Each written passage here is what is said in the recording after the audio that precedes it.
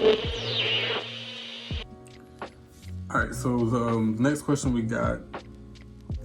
Oh, that's a good one too. How is the Bible a book of fairy tales? Or why? This is the one you been drink your wine because I want to hear you. I want to hear you slur your words a little bit. So the question is in the podcast, and I'm sorry if you haven't listened to the full thing yet, but in the podcast, a snippet of it digs into Shelby basically saying the Bible is a book of fairy tales, it's a book of myths. Not to say there's anything wrong with the Bible, not to say that you shouldn't follow the rules and regulations that are within the Bible, but its basis is through mythology. And a person asks, how do we come to this conclusion essentially?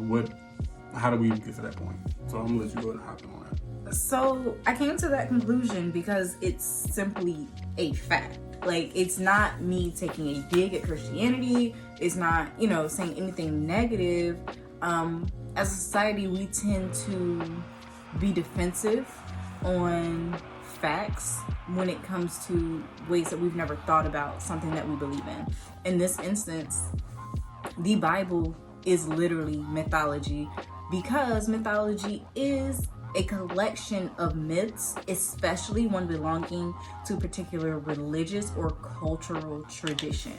So just how we study Greek mythology in school, we are easily able to say, oh yeah, that's mythology, it's fake, it's a fairy tale, because it's not what we believe in. But the ancient Greeks believed all these things. They believed that all these gods came down and did this, that, and the third. So the Bible is Christian mythology in the sense that is that collection of stories that gives us answers to how things are the way they are and how we should govern ourselves.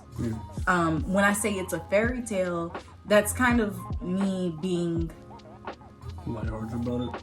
Lighthearted, yeah, essentially. But it's like, it is a fairy tale because we don't know these things. These are times we can't touch. Even as children, you learn things from fairy tales, like Hansel and Gretel. You learn not to get lost, talk to strangers. Like, you learn not to go into random people's houses. Yes. Fairy tales always teach you something, even if we don't think of it like that. Aesop's fables, I don't know if y'all have heard of that. Those fables are literally life lessons. The Bible is no different. And it's not to say that those things may not have happened in some form, but it's still a myth in the sense that it's a story. Yeah. So, and I'm gonna piggyback off of that because I don't know if this was in the episode. Where I was saying I see the Bible as just a book of good stories, and that's not a dig at the Bible. It's not a dig at any form like that. So I mean, I see it as a book of stories, and so some pieces that I'm actually gonna read myself, at least on audiobook or something. Because I did say they were cheap on audiobook. $18, or I think it's like $18 or something for both of these or whatever. A History of the Bible by John Barton. He's not my cousin. I don't know who this is, but we got the same last name. He's biased. I'm not, I promise. But he wrote a book called A History of the Bible, the world's most influential book.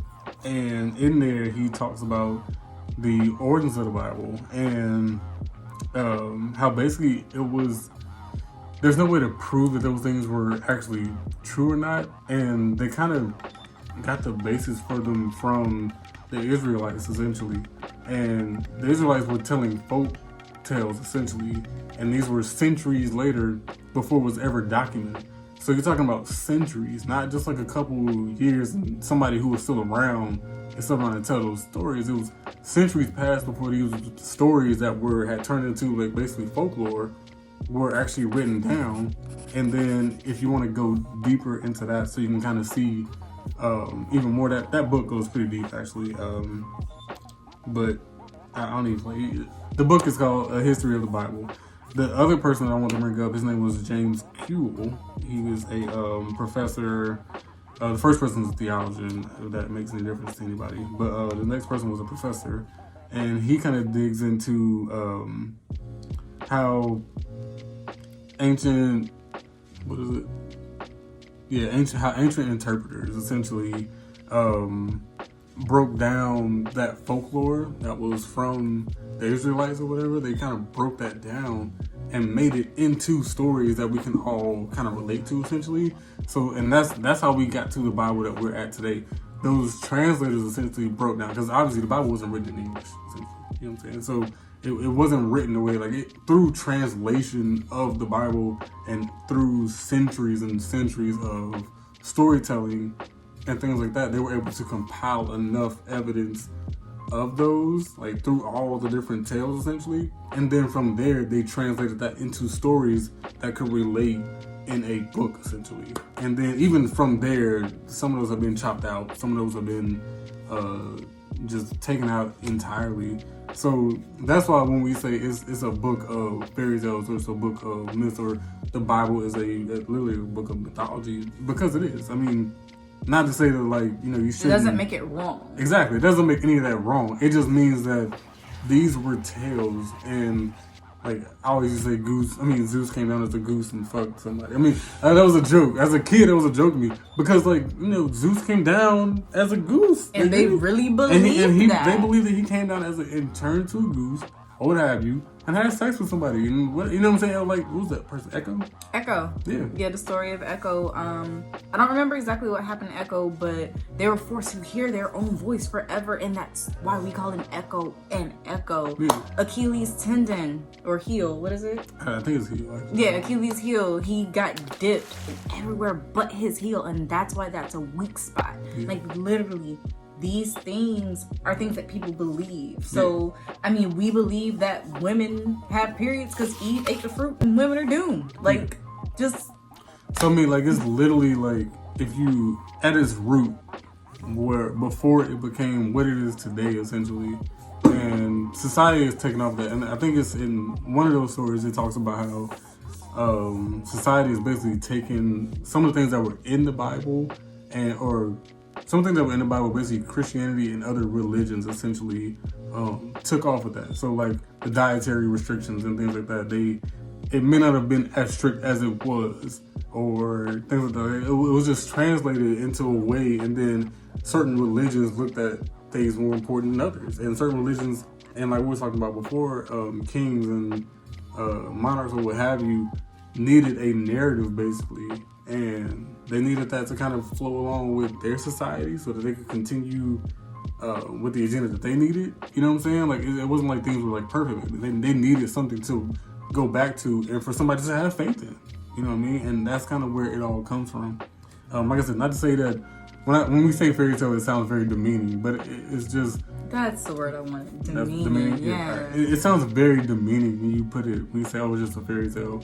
Because we think of fairy tales as, like, you know, Dr. Seuss type shit. You know what I'm saying? But it's like, no, it genuinely is. Like, nobody was writing this stuff down for as it was happening. For centuries. We couldn't do what we're doing now, and you see exactly what I'm saying. Like, you talking to me in Hebrew, and I speak Swahili, and I'm like, oh yeah, is this what you're saying? Well, my kid needs you to believe this. And that's like 200 years after they had made song and dance about it. You telling me what your great grandfather came up with in a different language. It's just like... And I mean, y'all probably gonna listen to our podcast, and y'all not gonna say verbatim. It's a 20-minute podcast. You're not gonna say verbatim what we said and how we said it. Exactly. And what was important. We've all played telephone. Exactly. So, I mean, it's never gonna be translated exactly the same, which is why it's literally myth. That's what makes it a myth, essentially.